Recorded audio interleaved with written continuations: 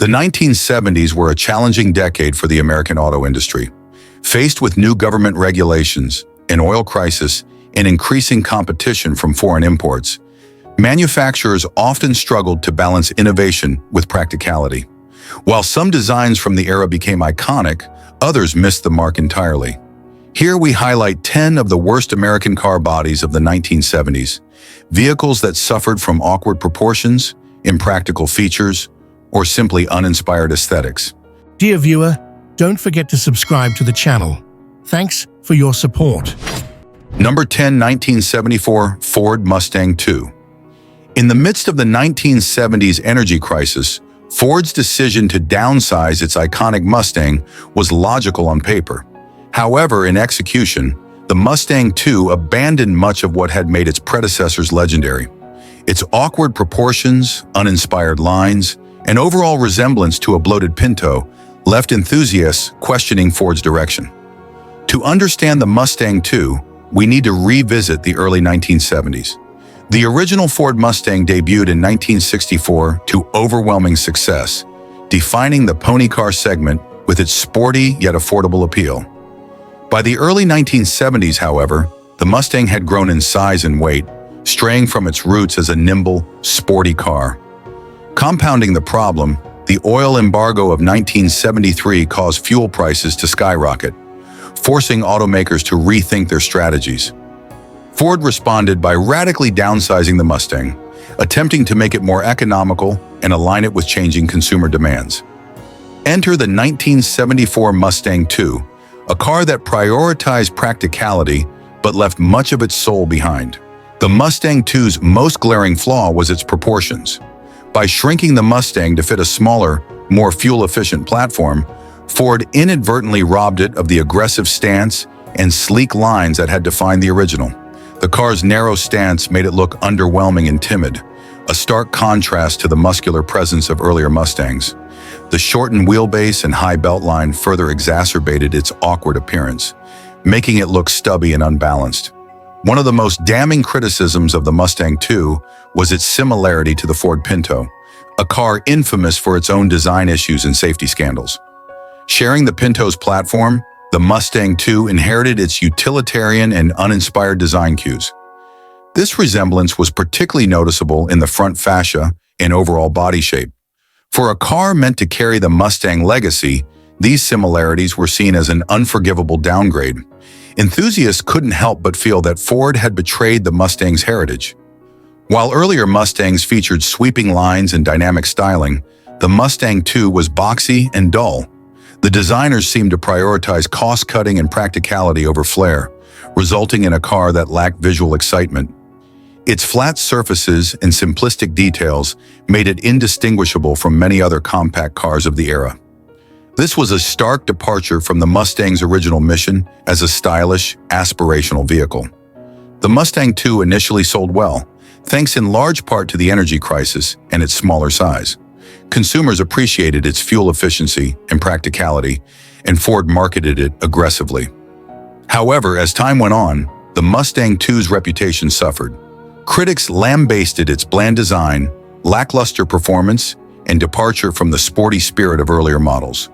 While it may have addressed the needs of the time, it failed to capture the hearts of Mustang enthusiasts. The 1974 Mustang II offers several lessons for automakers. Downsizing or adapting a model for changing markets is understandable, but it's essential to retain the core characteristics that made it iconic in the first place. Practicality doesn't have to come at the expense of style. The Mustang II's design lacked the boldness and character that buyers expected. Sharing platforms with lower-tier vehicles can lead to cost savings, but it can also damage a brand's image if not handled carefully. In hindsight, the 1974 Ford Mustang II represents a critical turning point in the Mustang's history. While it may have been a practical response to the oil crisis, its uninspired design and awkward proportions undermine the Mustang's legacy as a stylish, performance-oriented car. Though it sold well initially, the Mustang II remains a reminder of the dangers of compromising too much in the pursuit of market trends.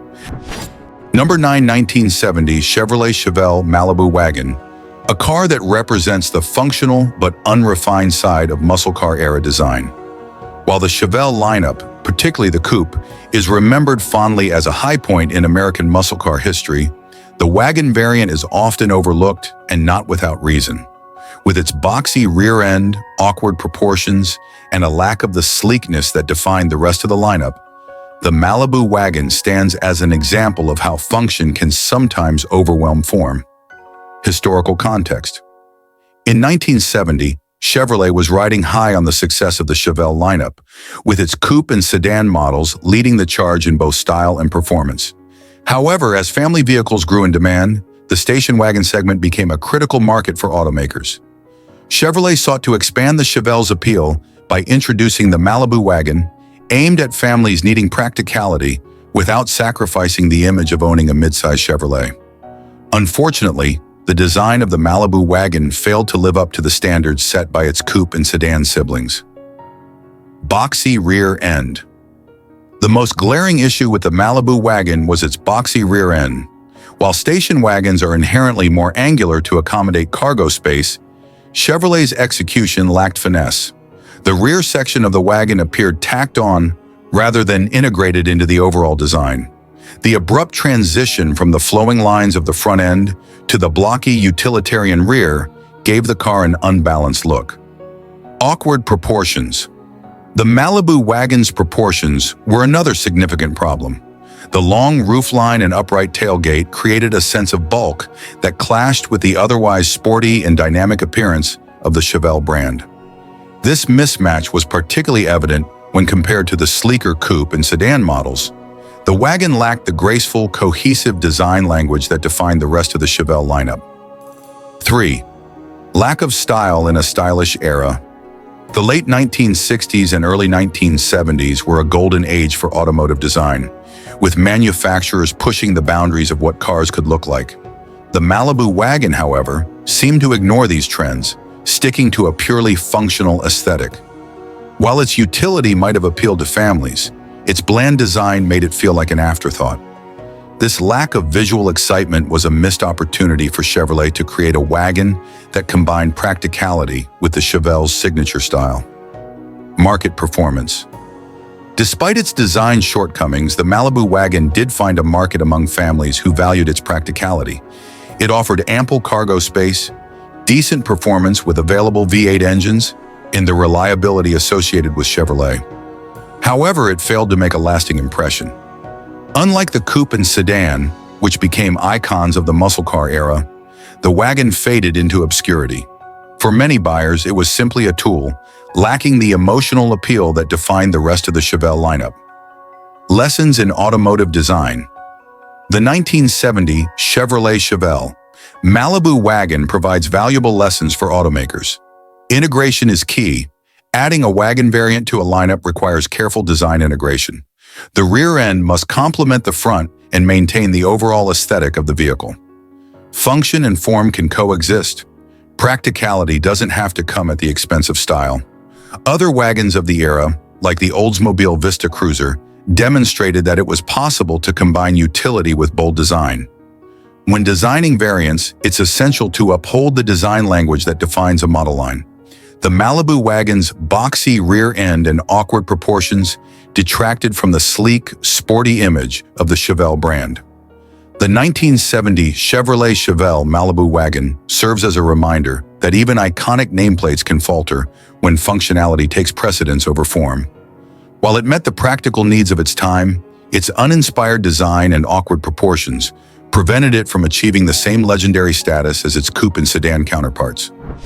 Number 8, 1971 Plymouth Fury Sedan, a car that epitomizes the challenges of balancing size with style.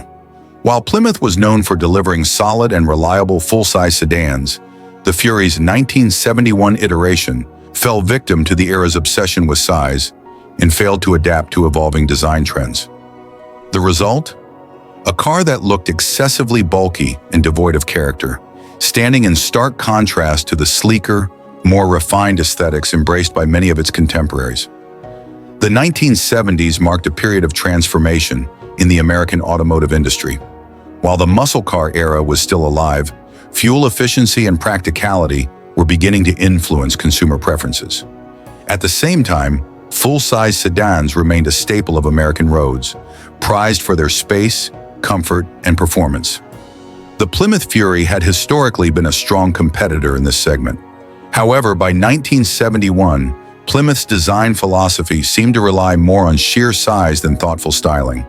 The Fury sedan, despite its reputation for reliability, became a casualty of this approach. 1. Massive dimensions. The 1971 Fury sedan was a behemoth on wheels, with sprawling dimensions that seemed excessive even for a full-size car. While large cars were common at the time, the Fury's size felt unwieldy rather than elegant. The sheer bulk of the car overshadowed any attempts at refinement, making it appear more like a utilitarian vehicle than a stylish sedan. This emphasis on size also contributed to poor handling and maneuverability, which became liabilities in urban environments. Second, slab-sided design. One of the most glaring issues with the Fury sedan was its slab-sided bodywork. The car featured large, flat panels with minimal detailing, giving it a plain and uninspired appearance. This lack of sculptural elements made the Fury look heavy and monotonous, particularly when compared to competitors that embraced dynamic curves and flowing lines. Instead of exuding sophistication, the Fury seemed stuck in an outdated design language. 3. Devoid of character. In a decade where bold and expressive designs were becoming more common, the 1971 Fury sedan lacked the personality needed to stand out. Its oversized grille and rectangular headlights were uninspired, and the rear end offered little visual interest beyond its sheer size. While other manufacturers were experimenting with innovative shapes and chrome accents that added flair, the Fury played it safe to the point of being forgettable. Market perception. The Fury's bulk and uninspired design had a direct impact on its market appeal. While it was practical and spacious, it failed to capture the imagination of buyers looking for a stylish, full-size sedan. Plymouth's conservative approach might have appealed to traditionalists, but it also alienated those who wanted a car that made a statement. As a result, the Fury struggled to compete with more visually appealing alternatives from brands like Chevrolet and Ford. Lessons in automotive design. The 1971 Plymouth Fury sedan offers valuable insights for designers and automakers. Balance size with style. Large dimensions can be an asset when paired with thoughtful design. Cars like the Chevrolet Caprice and Buick Electra managed to combine size with elegance, proving that full-size sedans didn't have to look bulky. Adapt to trends. Automakers must keep pace with changing design trends. While Plymouth remained conservative with the Fury, competitors were embracing sleeker, more dynamic styling that resonated with buyers. Avoid oversimplicity. A lack of detailing can make a car look plain and uninspired. Adding sculptural elements, chrome highlights, or innovative design features can elevate a car's appearance, even in the full-size segment. The 1971 Plymouth Fury sedan serves as a cautionary tale about the risks of prioritizing size over style. While it delivered on space and practicality, its massive dimensions and slab-sided design left it feeling outdated and devoid of character. In an era where boldness and elegance were becoming hallmarks of automotive design, the Fury fell short of expectations. Number 7, 1977 Dodge Diplomat, a car that Dodge positioned as a versatile midsize vehicle, intended to appeal to buyers seeking both practicality and affordability. Unfortunately, the Diplomat's uninspired styling undermined its market potential. By embracing sharp angles and minimal ornamentation, Dodge delivered a car that looked cheap and outdated even at the time of its launch. The late 1970s were a challenging time for the American automotive industry. Rising fuel prices and stricter emissions regulations pushed manufacturers to downsize their vehicles, emphasizing efficiency without compromising too much on style. The midsize segment, in particular, became a hotbed of innovation, with companies vying to strike the perfect balance between practicality, performance, and aesthetics. The Dodge Diplomat was Chrysler's answer to this growing demand. Positioned as a more upscale alternative to its compact siblings, the Diplomat aimed to attract families, professionals, and even fleet buyers.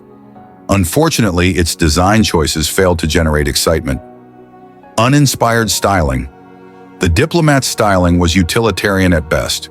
Featuring sharp angles and a boxy shape, the car lacked the flowing lines or bold features that could have made it stand out. Its rectangular headlights and simple grille were serviceable but utterly devoid of character. While minimalism can sometimes work to a car's advantage, in this case, it only highlighted the car's budget-conscious nature. Compared to competitors with more innovative designs, the Diplomat felt dated before it even hit the showroom floor. Minimal ornamentation. Another issue was the car's lack of detailing. Dodge stripped the Diplomat of nearly all ornamentation, resulting in a plain appearance that bordered on boring. While this approach may have kept costs down, it also made the car look cheap, an undesirable quality in a vehicle meant to bridge the gap between economy and luxury. Where competing vehicles offered chrome accents, sculpted side panels, or bold rear-end treatments, the Diplomat offered flat surfaces and uninspired trim.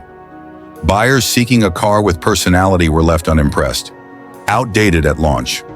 Perhaps the most damning criticism of the 1977 Diplomat was how old-fashioned it looked compared to its peers. By the mid-1970s, car designs were shifting towards smoother, more aerodynamic forms. In contrast, the Diplomat's angular body and upright stance felt like a relic of the early 1970s, making it seem out of touch with contemporary trends. This outdated appearance hurt its appeal to younger buyers and those seeking a more modern look, leaving it with limited market appeal. The Dodge Diplomat did have some success, particularly as a fleet vehicle for law enforcement and government use, where practicality and durability outweighed style concerns. However, as a consumer vehicle, it struggled to compete with mid-size offerings from Ford, General Motors, and even Japanese automakers, which were gaining traction in the U.S. market. The Diplomat's conservative design may have been intended to appeal to traditional buyers, but it alienated those looking for something fresh and exciting. Lessons in automotive design.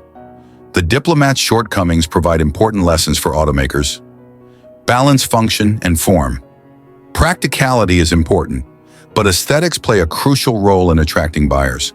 Cars should be visually engaging while maintaining usability. Stay ahead of trends. Designing a car with outdated styling is a surefire way to lose consumer interest.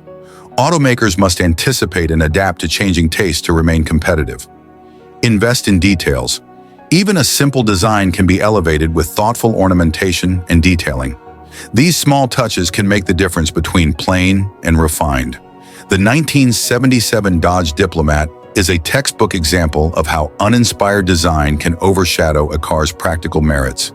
Its sharp angles, lack of ornamentation, and outdated aesthetic made it feel like a missed opportunity in the midsize segment. While it found a niche in fleet sales, it failed to resonate with everyday buyers seeking style and substance. As we reflect on the Diplomat, let's remember that good design isn't just about functionality. It's about creating an emotional connection with the buyer. Number 6, 1973 Buick Century Wagon, a vehicle that tried to blend practicality with a touch of elegance, but ended up with a mismatched and uninspiring aesthetic. While station wagons of the era were largely utilitarian by nature, the Century Wagon missed the mark with awkward proportions and ill-conceived styling elements. In the early 1970s, the station wagon was a staple of American family life. These vehicles were designed to haul families and their belongings, prioritizing utility over sleekness. However, as competition increased, automakers began to inject wagons with a bit more style, hoping to attract image-conscious buyers. The Buick Century Wagon was Buick's mid-size wagon offering, aimed at families who wanted a car with a touch of luxury. While the idea was solid, the execution left much to be desired. The most glaring issue with the Century Wagon was its proportions. The long rear overhang stretched the body awkwardly, disrupting the visual balance. This rear-heavy look made the car appear clumsy and bloated rather than sleek or sophisticated. The exaggerated roofline, while intended to maximize interior space, exacerbated the problem. Its high, flat profile gave the car a boxy appearance that lacked the flow and elegance of more thoughtfully designed wagons. Another questionable design choice was the use of fake wood paneling along the sides. While this was a popular trend for wagons of the time, Buick's execution felt particularly forced and artificial. The faux wood cladding clashed with the car's other design elements, making it look like an ill-conceived attempt to evoke nostalgia for the classic woody wagons of the past. Instead of adding charm, it contributed to an overall lack of aesthetic cohesion. The front end of the 1973 Century wagon didn't do much to offset the problems at the rear. With its standard Buick grille and uninspired headlight arrangement, it lacked distinctive features to balance the design or give the car a unique personality. This generic approach made the wagon feel like an afterthought in the Century lineup, rather than a model that was carefully crafted to stand out. Despite its design shortcomings, the Century wagon did find buyers, primarily because it delivered on the basics of space and practicality.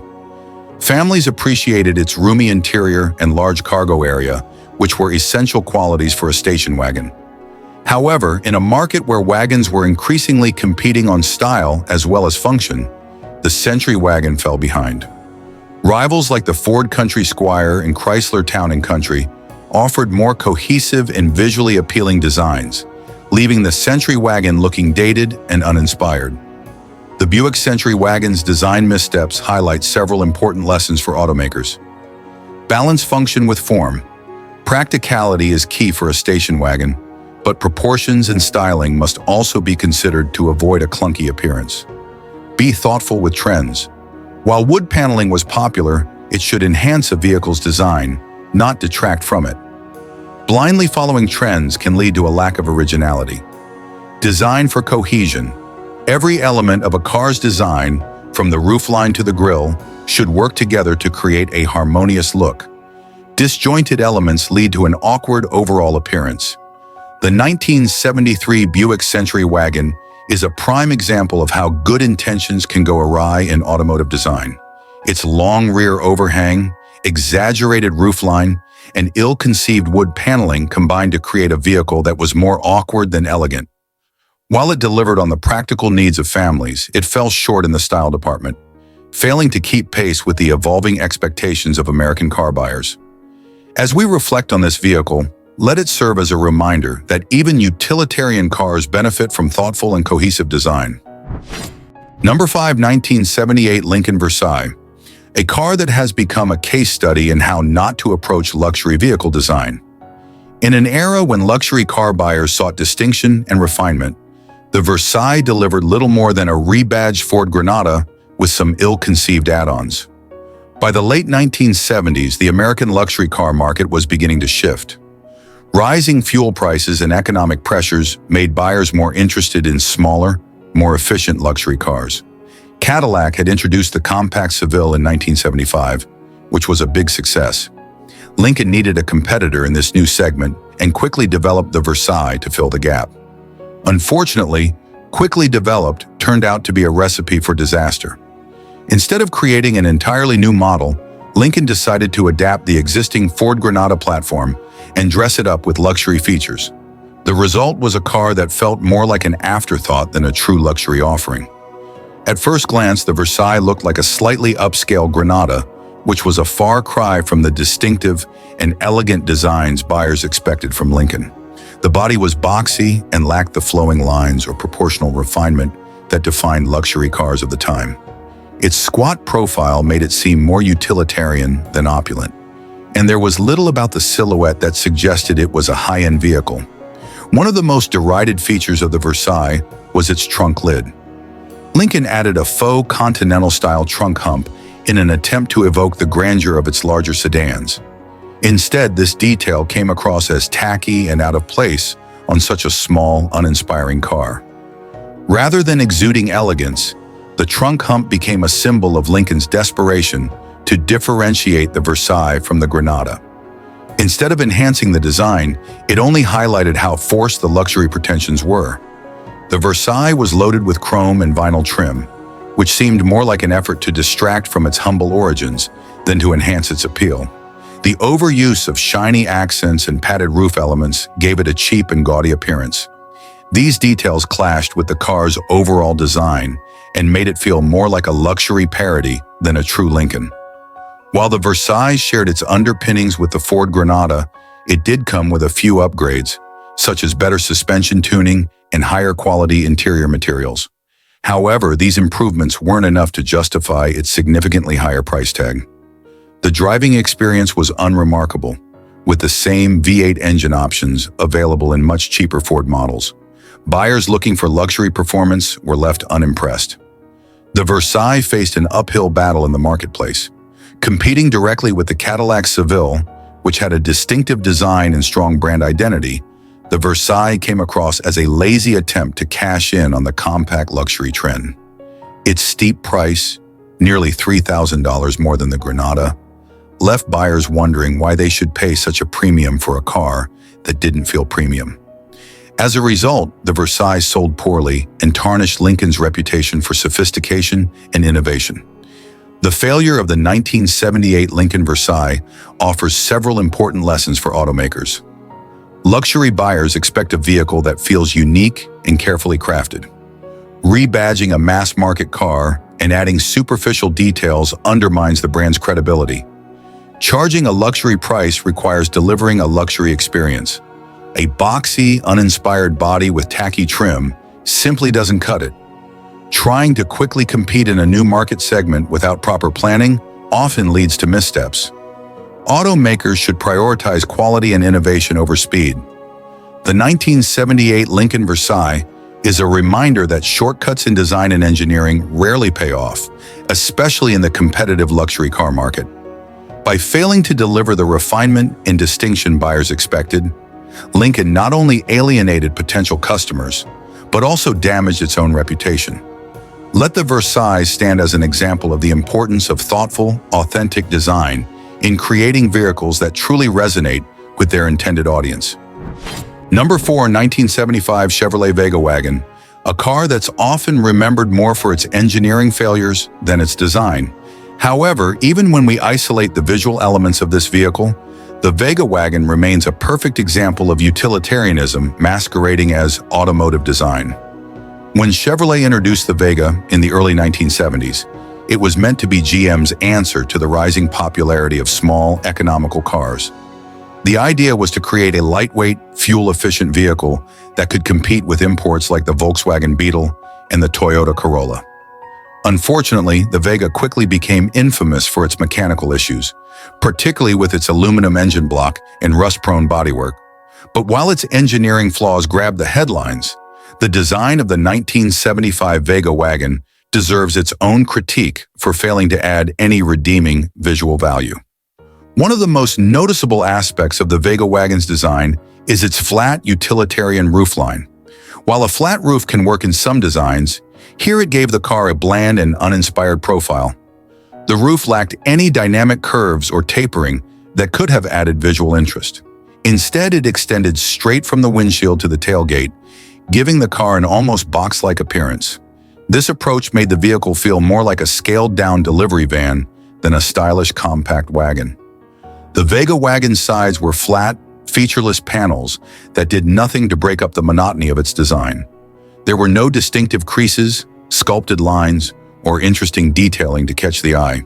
This slab-sided approach might have been practical from a manufacturing standpoint, but it left the car looking utilitarian and devoid of personality.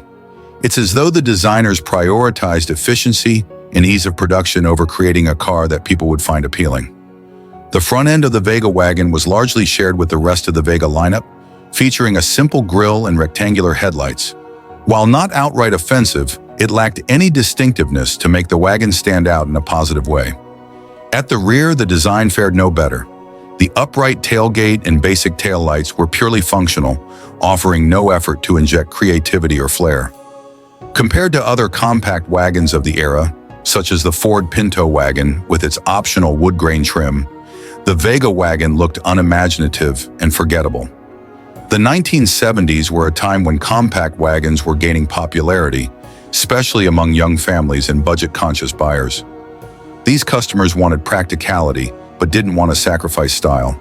Competitors like the Ford Pinto wagon and AMC Hornet Sportabout managed to balance functionality with a touch of character. The Vega wagon, on the other hand, failed to strike that balance. Its plain design made it look purely utilitarian, which might have been acceptable for a work vehicle, but was a major drawback for a car meant to appeal to the everyday consumer. The Vega wagon's uninspired design represented a missed opportunity for Chevrolet to make a statement in the compact wagon segment. With a little more effort, the design could have incorporated curved roof lines. Adding even a slight curve to the roof would have made the profile more dynamic. Stylish details, elements like chrome accents, a distinctive grille, or more interesting taillights could have given the car more character. Better proportions. Adjusting the wagon's dimensions to create a sleeker silhouette could have helped it avoid the boxy, utilitarian look. Ultimately, the 1975 Chevrolet Vega wagon failed to impress buyers not only because of its engineering shortcomings, but also because of its lackluster design. Its flat roofline, slab-sided bodywork, and uninspired detailing made it feel like an afterthought rather than a well-rounded vehicle. While practicality is important, car buyers, especially in the compact segment, still want a vehicle that feels like more than just a tool. The Vega wagon's failure to deliver on this front is a reminder that design matters, even in budget-friendly cars. The story of the 1975 Chevrolet Vega wagon is one of missed potential. While it could have been a stylish and functional entry in the compact wagon market, it instead became a symbol of mediocrity. Let this serve as a lesson. No matter how practical or affordable a car may be, uninspired design will always leave it struggling to find a place in the hearts of buyers. Number 3, 1973 Pontiac Grand Am, a car that tried to blend luxury, performance, and sporty aesthetics, but fell short due to its poorly executed design. While the Grand Am may have introduced some interesting concepts, such as its attempt at European-inspired luxury, its visual presentation left much to be desired. The Pontiac Grand Am was conceived as a hybrid of the luxury Grand Prix and the performance-oriented Trans Am. Pontiac hoped to compete with European sports sedans like BMW and Mercedes-Benz by offering a domestic alternative that combines style, comfort, and performance. However, while the car succeeded in delivering some driving excitement, its design was another story. The 1973 Grand Am's proportions, detailing, and overall aesthetics created an awkward, outdated appearance that undermined its lofty ambitions. One of the most glaring flaws in the Grand Am's design was its overly long hood and short rear deck. This classic long hood, short deck formula is often used to convey sportiness, but here it felt exaggerated to the point of imbalance. The front end seemed to dominate the car's profile, making the rear section look almost like an afterthought. This disproportion created a sense of visual instability, as if the car was perpetually leaning forward. The Grand Am's front end was characterized by a boxy, upright nose that clashed with the rest of the car's styling. The grille was divided by a large, protruding, beak-like element, a hallmark of Pontiac's design language at the time. While this detail was meant to add character, it instead made the front look bulky and unrefined. This boxy nose was further accentuated by oversized headlights and large bumper elements, which added to the car's visual heaviness. In an era when sleeker designs were becoming the norm, the Grand Am's front end felt like a step backward. Another design misstep was the heavy-handed use of chrome trim. While chrome can be used effectively to highlight certain features, the Grand Am's application was overdone and poorly integrated. From the grille to the window surrounds and even the bumpers, the excessive chrome accents gave the car a garish appearance. Instead of feeling luxurious, the chrome overload made the Grand Am look outdated, especially compared to the cleaner, more restrained designs emerging in the early 1970s.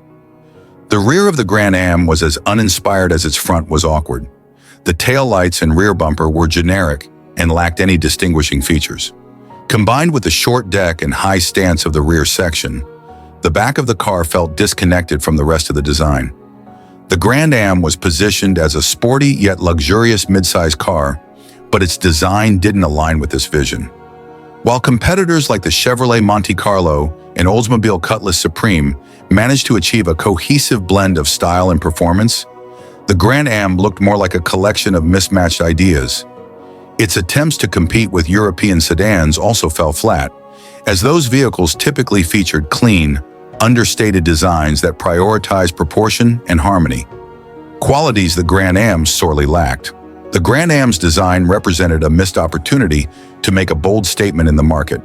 With better attention to proportion, detail, and modern styling trends, it could have become a standout vehicle. Here's what Pontiac might have done differently. Balancing the hood and deck dimensions would have created a more harmonious silhouette. A sleeker, less bulky grille design could have modernized the car's appearance. Reduced chrome. Scaling back the chrome trim would have made the car feel more sophisticated and less garish. Adding unique taillight shapes or rear styling elements could have given the car a more memorable presence. While the Grand Am offered some innovative features and driving excitement, its design ultimately held it back. The unbalanced proportions, boxy nose, excessive chrome, and uninspired rear end made it a visual misfire. This car serves as a reminder that even the most ambitious concepts can falter if the design fails to align with the intended message. For Pontiac, the Grand Am's struggles were a lesson in the importance of cohesive, forward-thinking design. The 1973 Pontiac Grand Am is an example of how poor design choices can overshadow a car's other merits. While it aimed to redefine the midsize luxury market, its awkward proportions and outdated styling left it struggling to find its place. Number 2, 1970 Ford Torino Wagon, a vehicle that aimed to meet the needs of American families but fell short in terms of styling and visual appeal, was a respected nameplate in Ford's lineup, particularly for its coupe and sedan variants. The station wagon version struggled to capture the same level of admiration. The Ford Torino Wagon was positioned as a versatile family car, capable of hauling both passengers and cargo. By 1970, the station wagon segment was booming, with competitors offering increasingly stylish and innovative designs to attract consumers. However, while practicality was a key focus for the Torino wagon, its design failed to rise above the purely utilitarian, leaving it looking dull and uninspired compared to its rivals. One of the most noticeable flaws in the Torino wagon's design was its slab-sided bodywork. The flat, unadorned panels along the sides lacked contouring or any visual interest. This gave the car a blocky appearance, making it feel more like a basic utility vehicle than a stylish family wagon. In an era when many manufacturers were experimenting with bold shapes and dynamic lines, the Torino wagon's plain sides made it look dated and unremarkable. The front fascia of the Torino wagon carried over from the sedan and coupe models, but it didn't translate well to the larger wagon body. While the grille and headlights were functional, they were also uninspired and lacked the visual punch needed to make the vehicle stand out. This lack of distinctive front-end styling made the Torino wagon blend into the background, especially when parked alongside more stylish competitors like the Chevrolet Chevelle wagon or even Ford's own Country Squire. The rear end of the Torino wagon was equally uninspired. The tailgate and rear lights were designed with function in mind, but they didn't offer any unique or memorable features. The flat, upright tailgate emphasized the car's boxy proportions, and the small, basic taillights added to its utilitarian feel. Compared to wagons with more intricate rear designs or integrated styling cues, the Torino wagon felt like an afterthought. Ford had a history of using wood grain paneling to add charm and prestige to its wagons, but the Torino wagon lacked this option or executed it poorly. Without these touches, it failed to convey a sense of premium appeal or fun, leaving it feeling stark and utilitarian. The 1970s were a competitive time for station wagons. Families were drawn to vehicles that offered both practicality and style, and automakers were responding with increasingly sophisticated designs. The Chevrolet Chevelle wagon, for example, offered sculpted body lines and a more cohesive overall look, while Chrysler's wagons introduced innovative features like hidden storage compartments and attractive rear tailgate designs. The Torino wagon, by contrast, seemed to focus solely on function, neglecting the style factor that consumers were beginning to demand. What could Ford have done differently with the 1970 Torino wagon? Here are a few ideas. Add sculpted lines.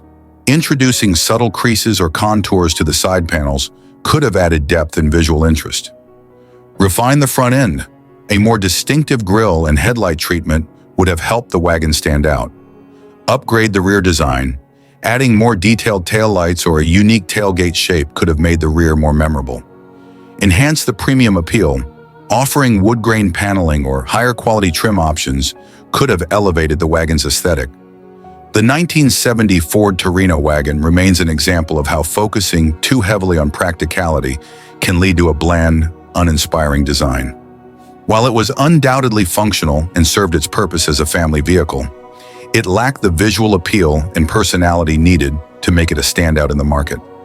Today, it serves as a reminder that even practical vehicles need to offer something visually engaging to capture the imagination of buyers. The 1970 Ford Torino wagon had the potential to be a well-rounded family vehicle, but its bland design held it back. As we've seen, even utilitarian vehicles can benefit from thoughtful styling and attention to detail. Number 1, 1972 Mercury Montego Sedan, a vehicle that attempted to compete in the mid-size sedan market, but ultimately fell short due to uninspired design.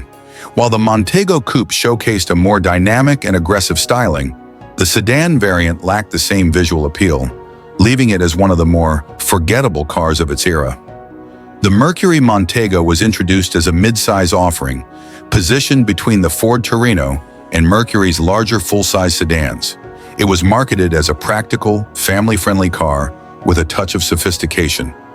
While the Montego Coupe successfully captured some attention with its sleeker lines and more aggressive stance, the sedan variant failed to carry over any of that charisma. Instead, it became a case study in how lackluster design can leave a vehicle feeling unremarkable. The most glaring issue with the 1972 Montego sedan was its plain, boxy silhouette. The straight, unadorned body panels lacked any sense of flow or dynamism, giving the car an overly utilitarian appearance.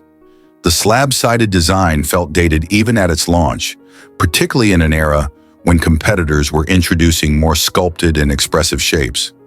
This lack of contouring made the car appear bulky and uninspired. One of the Montego sedan's biggest failings was its inability to stand out. The grille and front fascia were understated to the point of anonymity, while the side profile offered little more than straight lines and small, forgettable trim details. Without bold design elements or innovative styling, the Montego sedan blended into the background, easily overshadowed by more striking competitors like the Dodge Charger or Chevrolet Chevelle. The rear end of the Montego sedan did little to redeem its overall look. The taillights were basic rectangular units, with no attempt to integrate them into the design in an interesting or cohesive way. The trunk and bumper appeared oversized, emphasizing the car's boxiness and further detracting from any sense of elegance or modernity. The Montego Coupe had a more aggressive and sporty design, with a fastback roofline and distinct character lines. Unfortunately, none of that translated to the sedan variant. The sedan's tall roofline and upright stance prioritized practicality over aesthetics, which is understandable for a family car, but this approach ultimately left it feeling completely uninspired. The early 1970s were a period of stylistic experimentation in the American car market.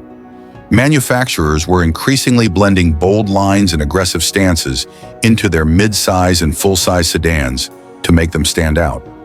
The Mercury Montego sedan's conservative design put it at a disadvantage. While other automakers were creating sedans with dramatic grilles, flared fenders, and integrated rear designs, Mercury played it safe, resulting in a car that felt like it belonged to the previous decade. The 1972 Mercury Montego sedan illustrates the importance of balancing practicality with visual appeal. Here's what Mercury could have done to elevate the design. Introduce dynamic contours. Adding more sculpted body lines could have given the sedan a sense of movement and modernity.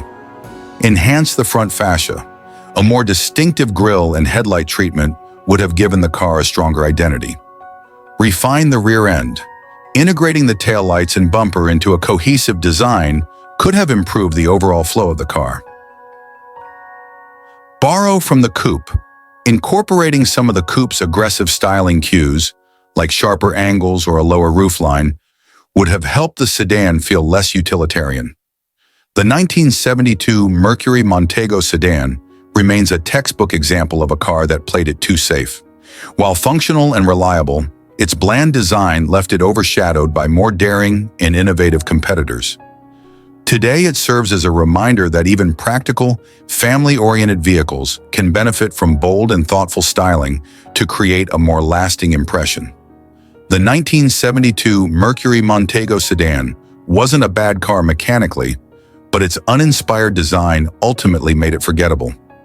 As designers and enthusiasts, it's essential to recognize the impact of visual appeal in creating vehicles that stand out in a crowded market.